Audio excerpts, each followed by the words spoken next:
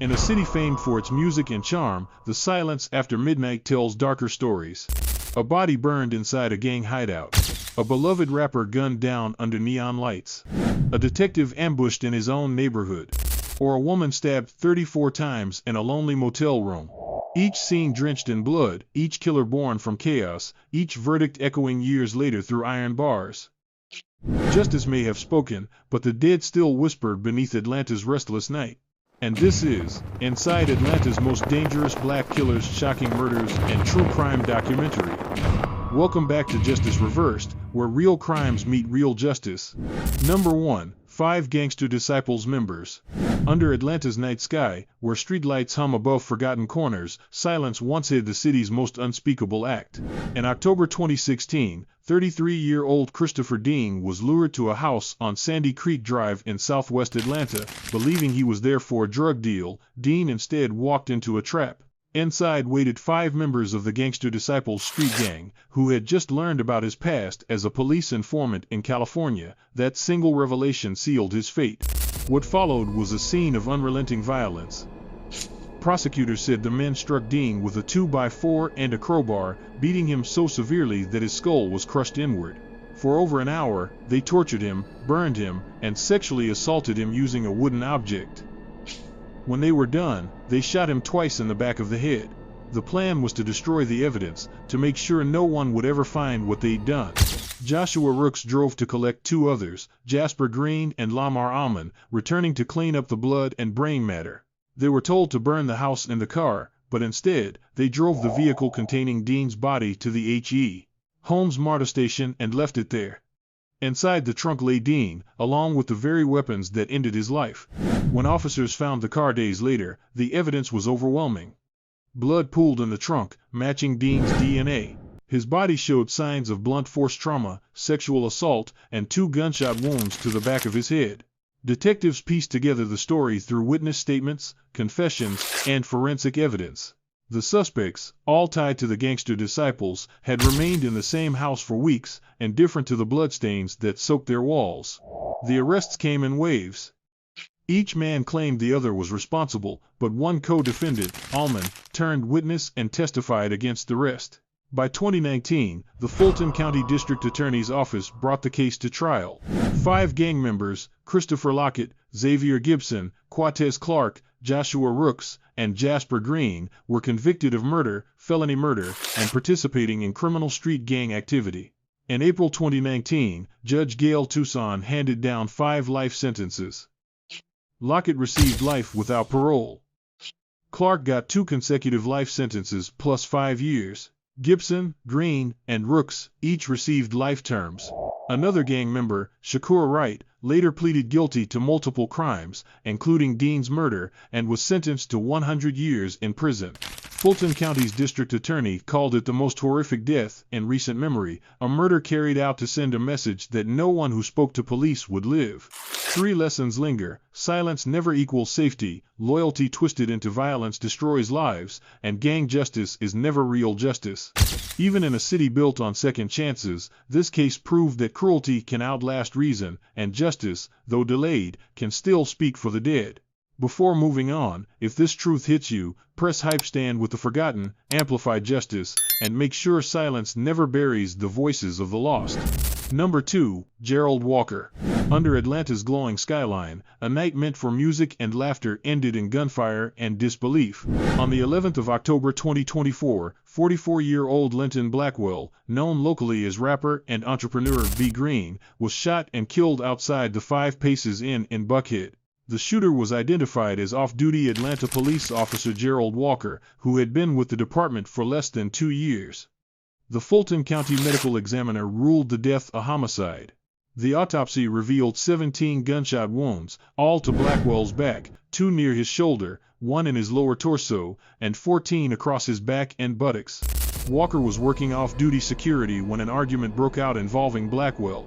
According to official reports from the Georgia Bureau of Investigation, the officer saw Blackwell head to his car in the rear lot, retrieve an object, and place it in his waistband.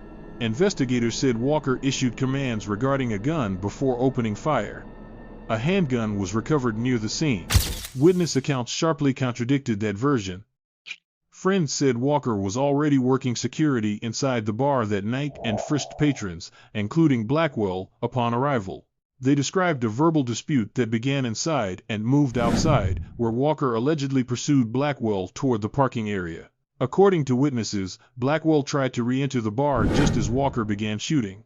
The gunfire continued even after Blackwell fell, prompting one friend to yell in disbelief. Witnesses claimed Blackwell never aimed a weapon, and there were no shots fired in the officer's direction. When police arrived, Blackwell was motionless beside his vehicle. Shell casings were scattered across the pavement. Surveillance cameras from nearby businesses captured the sequence of events, and forensic teams documented each bullet trajectory. The crime scene suggested Blackwell was moving away from the shooter at the time of the gunfire. The Georgia Bureau of Investigation took over the case, handling it as an officer-involved shooting. The Atlanta Police Department launched an internal affairs probe while Walker was placed on a force usage review assignment, temporarily removing him from field duty. Records later revealed the officer had 7 prior disciplinary cases since joining the force in 2023, including repeated violations of body camera and arrest procedures. Though the assignment restricted secondary jobs, he retained his badge, ID, and service weapon during the review. As weeks passed, no charges were filed. The GBI confirmed its findings would be turned over to the Fulton County District Attorney's Office for review. Prosecutors will determine whether the shooting was justified or if Walker will face criminal indictment. Until then, the officer remains on administrative status while the case undergoes legal assessment. Family members questioned the justification for deadly force and held vigils demanding accountability. The discovery that all 17 bullets struck him from behind intensified calls for justice across Atlanta's music and civic communities. 3 lessons remain clear: unchecked authority demands oversight, transparency defines justice, and every bullet carries public consequence. Atlanta still waits for an answer, and for a father's final song to be heard again. Number 3. Aeman Lovel Presley. Beneath Atlanta's glittering skyline, a quiet terror moved through its streets. 4 lives taken, 4 months apart, 1 man behind the gun. Aeman Lovel Presley, born in Chicago in 1980, arrived in Georgia seeking change but instead left a trail of death across DeKalb and Fulton counties. Between September and December 2014, he murdered 4 victims, 3 believed to be homeless and 1 hairstylist. Each was shot multiple times, with a stolen Taurus revolver loaded with distinctive .45 caliber cowboy bullets no longer in production. Presley's descent into violence began months earlier. After failed attempts at acting in Los Angeles, he returned to Atlanta in 2014, drifting between odd jobs and shelters.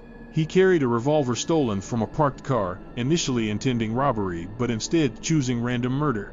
On the 26th of September 2014, 53-year-old Calvin Golston was found shot 3 times outside a DeKalb County shopping plaza. 2 months later, on November 23, Presley struck again, killing 42-year-old Dorian Jenkins, a homeless man asleep under a blanket in downtown Atlanta.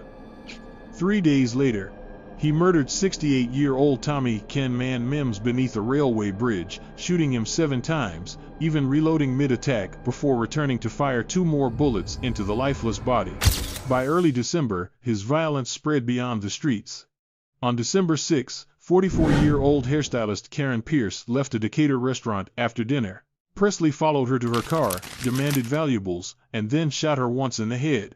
Pierce's killing shattered the theory that he targeted only the homeless. It revealed a murderer motivated by impulse and power.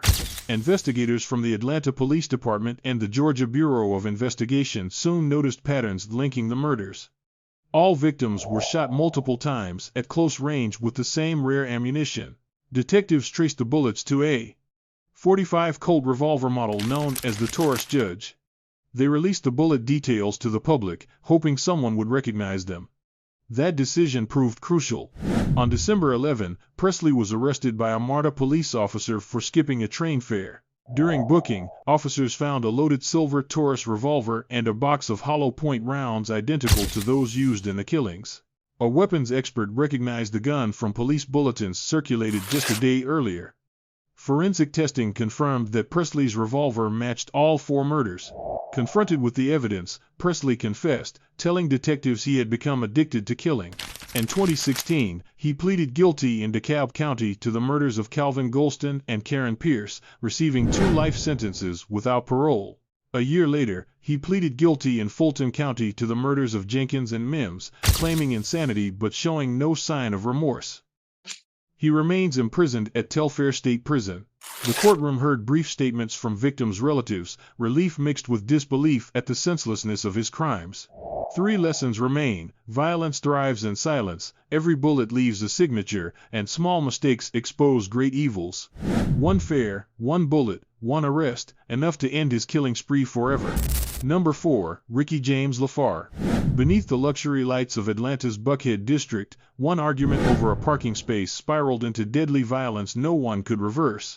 On the 8th of March 2020, 31-year-old Thuan Nguyen of Antioch, Tennessee, was visiting Lenox Square Mall when a confrontation turned fatal. The suspect, later identified as 19-year-old Ricky James LaFargue, became the focus of one of Atlanta's most publicized mall shootings, marking the 4th incident at Lenox Square in 4 months and the first to claim a life. It started as a minor dispute just after 6:30 p.m. 2 groups of shoppers argued over a parking space outside the Cheesecake Factory. Witnesses recalled raised voices and tension, but both sides eventually walked away into the mall. Hours later, when the same people returned to their cars, tempers reignited. Police reports indicate the quarrel escalated rapidly. In seconds, chaos broke out. A gun appeared, a flash burst through the evening air, and Thuan Nguyen collapsed to the pavement. He was shot twice in the head.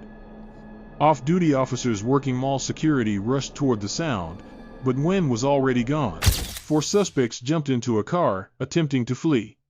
The vehicle crashed within the same lot, and the occupants ran. Officers secured the scene, marking evidence across the asphalt as shoppers screamed and fled the area. Surveillance footage and eyewitness statements became the key to the unfolding investigation. Atlanta homicide detectives worked through the night, piecing together video from multiple angles. By March 16, just 8 days later, warrants were issued for Ricky James LaFargue. Investigators described him as the gunman and the only individual charged directly with murder, though 3 others remained under investigation. 1 man briefly detained at the scene was later released. Months passed before LaFargue was located. On the 2nd of November, 2020, U.S. Marshals arrested him in Brooklyn, New York, after tracing travel and digital footprints. He was extradited to Georgia and booked into the Fulton County Jail in early 2021. The arrest ended a multi-state search that had drawn national attention to rising violence in Atlanta's retail hubs. In court, LaFargue's defense argued the shooting was accidental, a gun swung during an altercation that discharged unintentionally. Prosecutors disagreed, calling it an execution. They cited witness testimony that LaFargue aimed the weapon directly at Nguyen's head before firing. Fulton County Judge Alice Benton ultimately sided with the state. Though prosecutors requested life with parole due to the defendant's age and lack of criminal record, Judge Benton imposed life without parole plus 5 years, calling the act pure evil and condemning the senselessness of taking a man's life over a parking spot. Outside the courthouse, the community's grief turned to frustration as Lenox Square faced increasing scrutiny for repeated acts of violence that shattered its image of safety. 3 lessons remain: anger can kill faster than intent, impulse turns ordinary moments into tragedy, and justice must weigh humanity against harm. A single parking space became a grave reminder of how little it takes to lose everything. Number 5, Amanuel Menghesha. Under the cold March night sky of Georgia, chaos broke the silence as gunfire erupted, ending 1 officer's life and scarring a community forever. On the 4th of March 2015, 48-year-old Fulton County Police Detective Terrence Green, a 22-year veteran of the force, responded to reports of a man firing a weapon in a suburban neighborhood. The suspect was identified as 42-year-old Amanuel Menghesha, a resident of the area known for violent outbursts and heavy drinking. What began as a disturbance call quickly escalated into a deadly ambush that left one of Georgia's most respected detectives dead and a city searching for answers. That night, 911 calls flooded dispatch reporting a man banging on doors and firing a rifle into homes. Witnesses described flashes from what appeared to be an AK-47. Officers, including Detective Green, arrived just before 1 a.m. Unaware that Menghesha was lying in wait, without warning, he opened fire, discharging at least a dozen rounds. Detective Green was struck multiple times, once in the arm, once in the shoulder, and fatally in the head. Fellow officers returned fire, hitting Menghesha and bringing the rampage to an end. Green was rushed to the hospital but was pronounced dead at 4:30 a.m., leaving behind 4 sons and a devastated department. The investigation that followed revealed a violent pattern long before the fatal night. Menghesha had been out on bond for prior assaults, including choking his fiancée and threatening family members with a gun in late 2014. Police records showed a series of escalating domestic incidents, each involving alcohol and weapons. When officers searched his home after the shooting, they recovered ammunition, an empty rifle case, and photographs of vehicles linked to the attack. Prosecutors described his actions as deliberate, pointing to the volume of shots and the targeted nature of the ambush. After surviving his injuries, Menghesha was transferred from Grady Memorial Hospital to the Fulton County Jail on the 20th of March 2015. He was charged with malice murder, aggravated assault on a peace officer, and over 30 related felonies. His first court appearance was waived, and the Fulton County District Attorney's Office announced its intent to seek the death penalty. Years later, facing overwhelming evidence and witness testimony, Menghesha agreed to a plea deal that spared him execution. On the 19th of August 2022, before a packed courtroom, Judge Jane Barwick sentenced him to life in prison plus 375 years. The ruling ensured that Menghesha would never again leave prison walls. Officials called it one of the longest sentences ever handed down in Fulton County. Thousands of officers attended memorials honoring Detective Green, described as a steady presence and mentor to younger recruits. Police leadership said the verdict sent a clear message that attacks on officers would be met with absolute accountability. 3 lessons remain: unchecked violence grows in silence, justice must match the harm it confronts, and courage endures beyond death. One officer's sacrifice now stands as proof that duty never ends. Number 6. Rodney McWeay. Behind the decorated doors of a quiet Atlanta home, a secret unfolded that would horrify even seasoned investigators. In December 2023, police discovered the body of Treasure McWeay inside her family's home on Renfrew Court. Her father, 32-year-old Rodney McWeay, was arrested and charged with murder and multiple counts of child cruelty. The Fulton County Medical Examiner determined that Treasure died from severe malnourishment and dehydration. She weighed just 24 pounds. The tragedy followed months of neglect and failed intervention. 6 months earlier, Georgia's Division of Family and Children's Services had removed Treasure and her brothers from McWeay's custody over unsafe living conditions. Yet by mid-2023, McWeay had kidnapped the children from their mother's home in Maryland and hidden them in Atlanta. Neighbors later testified that the children were rarely seen outside. Inside, prosecutors said, they were kept in locked rooms monitored by cameras, denied food, water, and bathroom access. Throughout the summer and fall, DFCS workers repeatedly attempted welfare checks but could not locate the family. McWeay refused access and law enforcement hesitated to intervene without a warrant. Neighbors called 911 after hearing screams through the walls, but officers left after brief visits. Quashia Coakley, who lived next door, described constant fear for the children. On a December evening, McWeay knocked on her door, asking for help. Inside, she found Treasure lying unresponsive on the floor. He never called for medical aid, she did. When first responders arrived, Treasure was already cold to the touch. Her 2 brothers were found in poor condition and taken to a hospital, where staff reported they ate so fast they had to be restrained to prevent choking. Investigators described the interior of the home as deceptive. Holiday lights glowed outside, toys lay in the yard, but inside was darkness and isolation. Detectives seized surveillance devices, a long gun case, and household evidence consistent with confinement. A deputy district attorney later called the property a house of horrors. Medical experts confirmed prolonged starvation, explaining that the girl's heart had failed after her organs shut down from malnutrition. Rodney McWeay was arrested the same day and booked into the Fulton County Jail. He pleaded not guilty, rejecting a 75-year plea deal. His attorney claimed the death resulted from neglect, not intent, but jurors disagreed.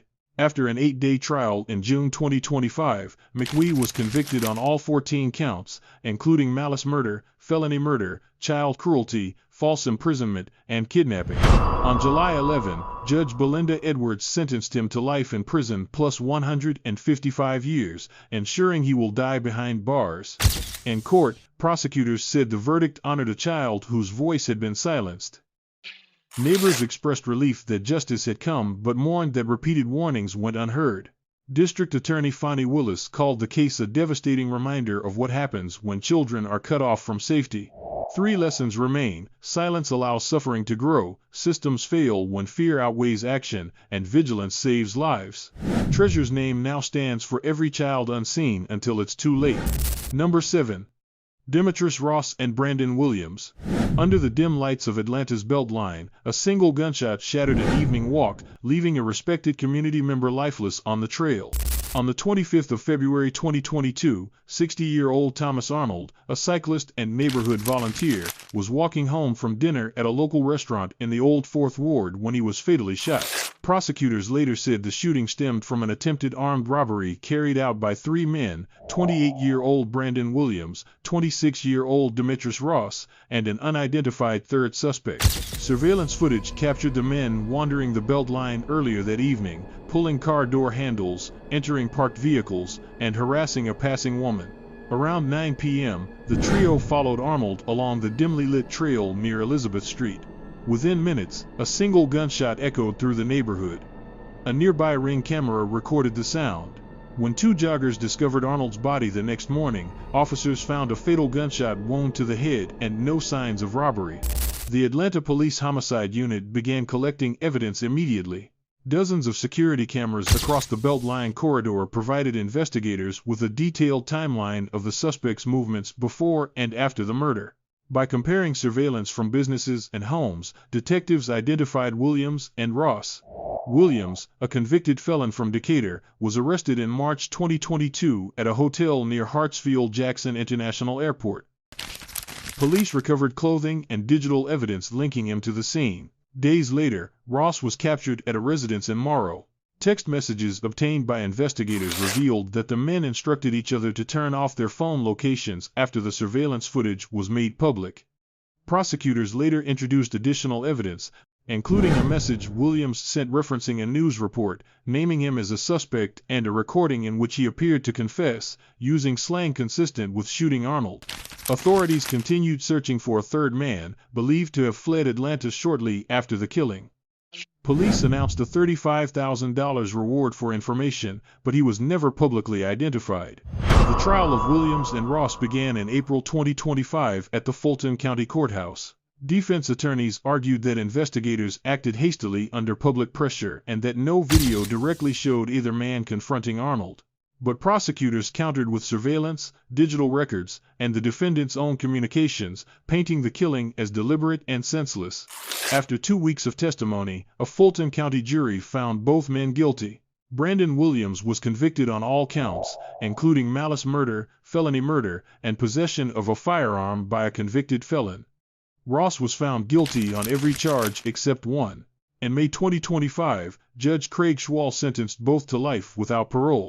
Arnold's family thanked jurors for delivering justice, while neighbors urged city leaders to increase lighting and surveillance along the Beltline to prevent future attacks.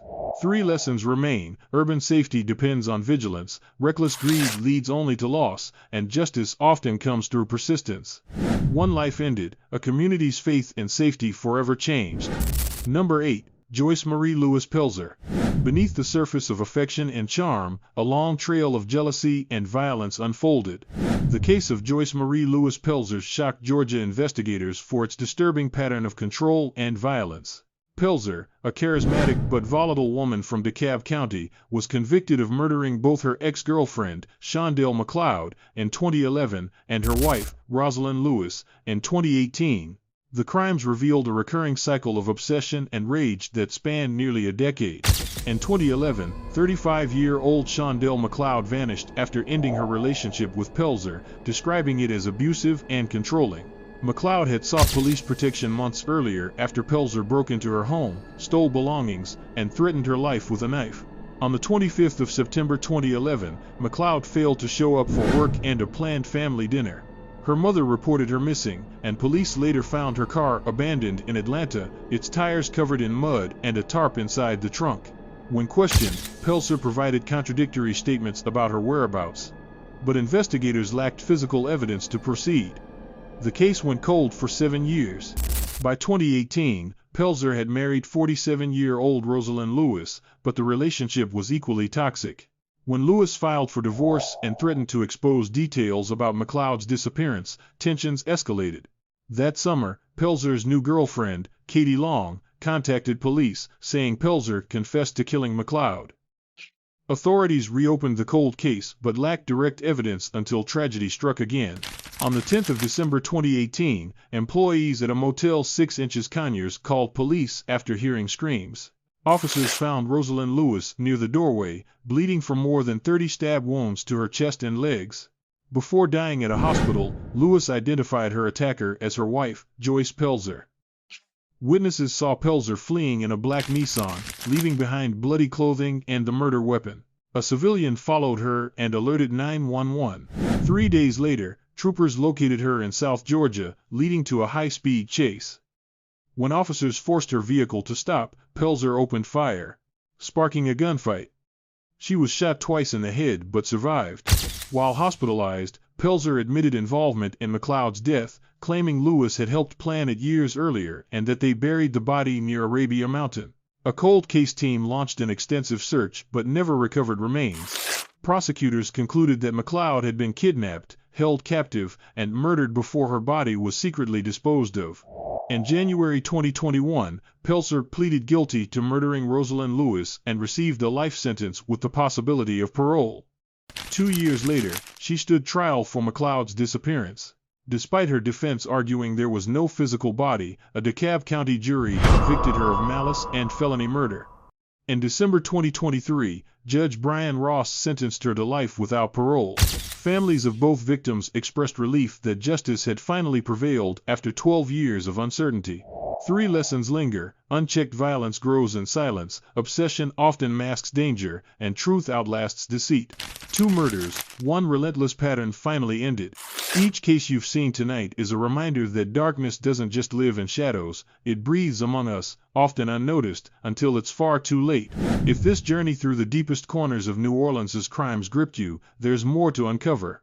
Subscribe to Justice Reversed right now, hit the notification bell, and join our growing community of truth seekers. Every week, we bring you new true crime documentaries, hidden investigations, and stories that justice almost forgot.